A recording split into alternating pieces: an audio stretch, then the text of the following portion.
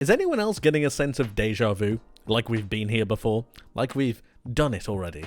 Because we're here yet again talking about the question of whether another Chelsea manager should be sacked. And this answer is a little bit difficult. Should Mauricio Pochettino be sacked by Chelsea? Well, no. But maybe?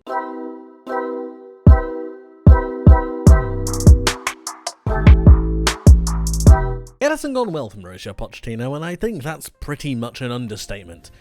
But the question that we're asking today is whether or not he should be sacked by Chelsea. And although I'm sure a lot of Chelsea fans will have already made their mind up and decided that he needs to go, I don't think that's the correct decision. That being said, I understand that he can't continue with this form being like it is. But let me try to explain why the decision and why the answer isn't as simple as everyone thinks. So these are Chelsea stats from the 23-24 season, as you can see here, and there are a couple of statistics that I really want you to pay attention to, and we're going to compare those to the 21-22 season under Thomas Tuchel. They've played 23 matches. That means they have only got 15 games left to play this season. They scored 38 goals and conceded 39. Now the 39 goals conceded is one that I really want you to keep in your heads as well. And if we flip back to the 21-22 season, we can see they conceded only 33 goals in all 38 matches. They've already conceded more goals in this season than they did the entirety of last season. We're going to keep going back to the 23-24 season. Defending is the main part that I want to look at. Offensively, they're actually quite similar. They have a number of similar statistics, but defending-wise, it's pretty woeful. Right, so they've kept 5 clean sheets so far this season. They've actually given away 12 errors leading to a shot, and then 3 errors leading to goal. That's 15 errors leading to a shot or a goal in total this season so far. Remember, they've only played 23 games. Now, if we compare those statistics to the 21-22 season, it gets quite alarming. They kept 16 clean sheets last season. Now, unless Chelsea are going to go on an absolutely crazy run and get at least 11 clean sheets out of their next 15 games, they're not equaling that total. They're not getting anywhere near it. They're actually conceding a number of chances, way more than they did previously. 9 errors leading to a shot, 6 errors leading to a goal. That's 15 in total, the entirety of the season. They've matched that with 15 games to go. This is horrendous. Genuinely, guys, it's a real concern defensively. But hear me out. I don't think it's Poch's fault. Now, you're probably listening to that thinking, what on earth are you talking about? Of course it's his fault. It's his team, it's his system, and he's the one playing the players. But hear me out. This was the team that Mauricio Pochettino fielded against Wolves. Now, they got absolutely run ragged. They got destroyed. And that's partially down to the system that Mauricio Pochettino employed, but it's also partially down to the players. When we look at the team that he played, it's very similar to the setup that he would have normally done in any other game. We have a back four, but the way Pochettino sets up his teams requires a very high line. He presses the back line higher up the pitch to try and squeeze the pitch and then gain turnovers further upfield. The pressing game needs to be on point, and then that allows them to maintain pressure in the opposition half to get them a better chance at goal and more opportunities to be able to attack the opponents whenever they can. This is their average positions during that game against Wolves. And as you can see, here you have the back four. Caicedo is dropping a little bit deeper, but he got substituted. But look at the line. Their line is so high. And if I compare that to Wolves' line, who were very attacking, very dynamic, it's just night and day. It's night and day. It's way down here. It's just completely different. And I'm arguing that the profile of players that Mauricio Pochettino actually has at his disposal just doesn't fit him. It just doesn't fit the system or the method that he wants to play. Now, obviously, the counter argument to that is that he should change the way he wants to play. He should change the way he sees football and the way that he should set up based around the players that he has. And to a certain extent, I agree with you. But there is a philosophy in the way that Pochettino and managers these days operate their sides.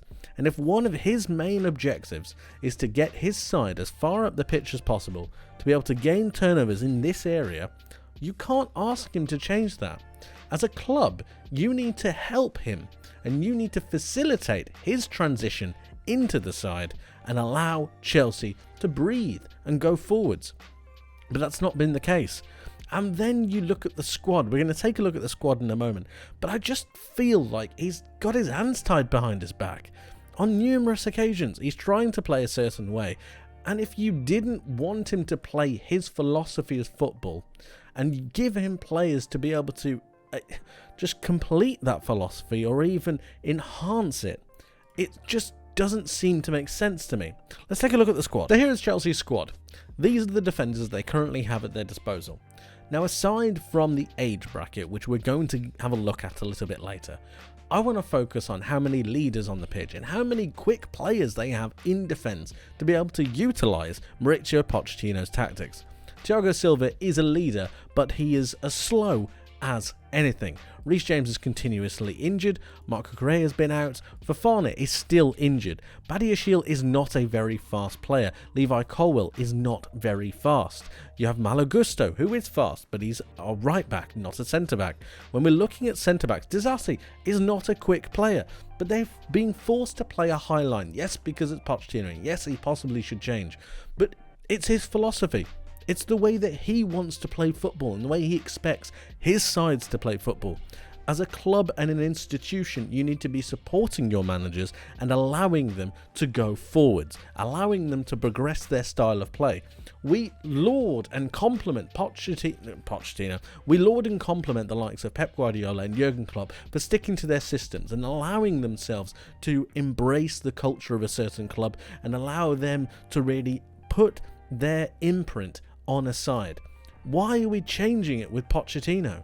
Just because Chelsea brought in some youngsters who are apparently good? Just because they brought in some players for a load of money? What, so Pochettino must now change the system because the board can't stop spending money? It just doesn't make sense. It's backwards. And then there's this notion that Mauricio Pochettino isn't a good coach. There are some sensationalist YouTubers right now who follow Chelsea who continuously claim that Mauricio Pochettino is a terrible coach. I just don't buy that, and I actually have the evidence to prove that he's actually quite a good coach. The attacking stats for Chelsea are very similar to the ones that Thomas Tuchel had in his 21-22 season. Now, while he wasn't the most offensive of players, he did manage to get them to score 70 plus goals, and this is another table I think really illustrates that. Chelsea currently sit in 11th, obviously. They've got 9 wins and they've got 10 losses. But I want you to focus on is the XG, which is this column right here. Chelsea actually have an XG of 46, which is a big difference to their 38, which means that Chelsea are actually underperforming the amount of goals that they should be scoring. And if we actually label this table in form of XG, Chelsea should be 5th in terms of goals scored. And when you compare the amount of chances that are missed between the rest of the Chelsea squad, there's no wonder why they're struggling to score goals. Christopher Nkunku has not played, but he's 26 years old. Raheem Sterling is 29, but he's been a shadow of his former self. Then you start to get a bit of a problem. Jackson's 22, has never played in the Premier League. Madueke is 21, never played in the Premier League. We haven't seen Washington, and we haven't seen Moreira.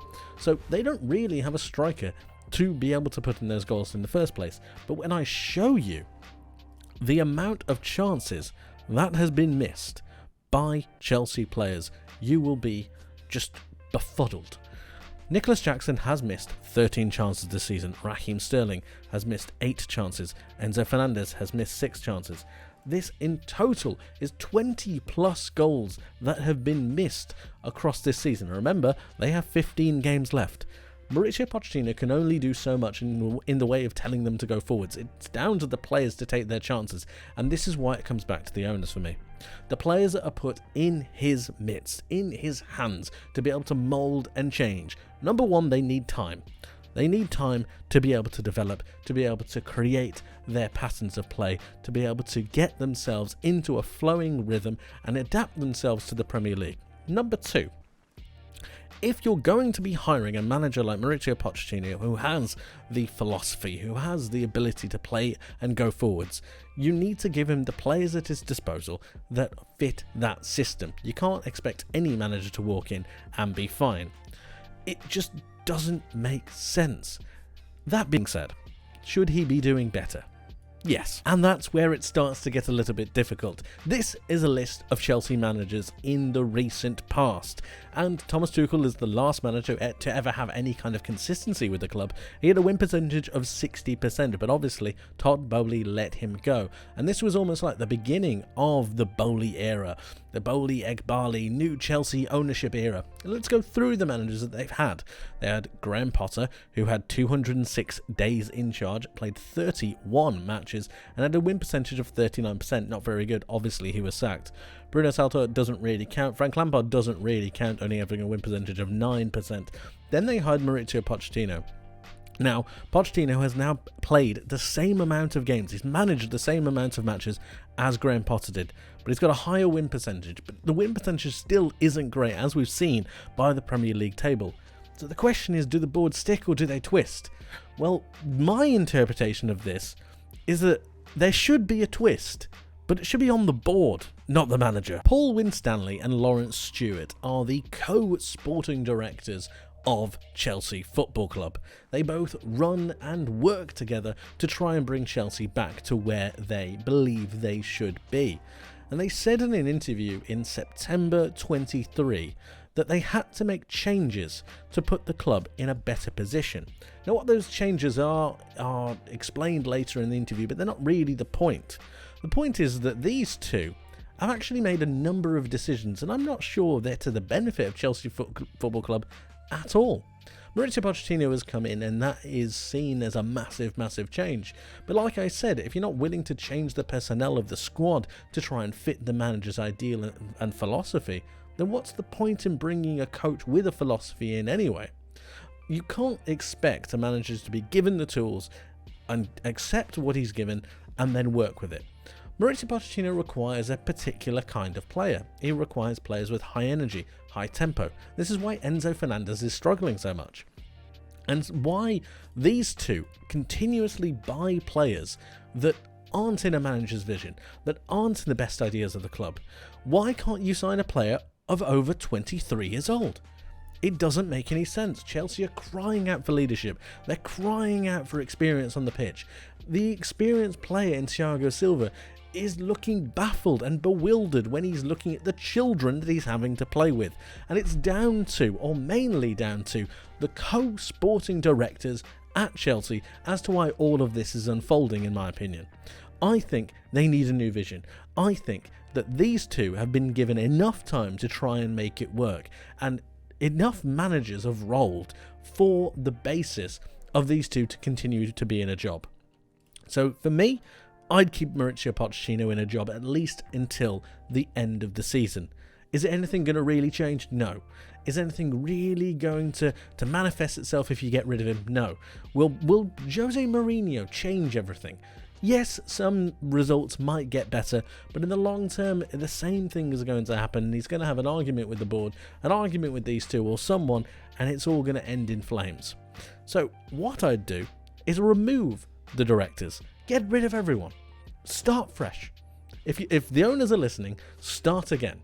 I'm not going for the owners. I don't think that makes sense. Start again. Get a new director of football. That's your first job. A new director of football.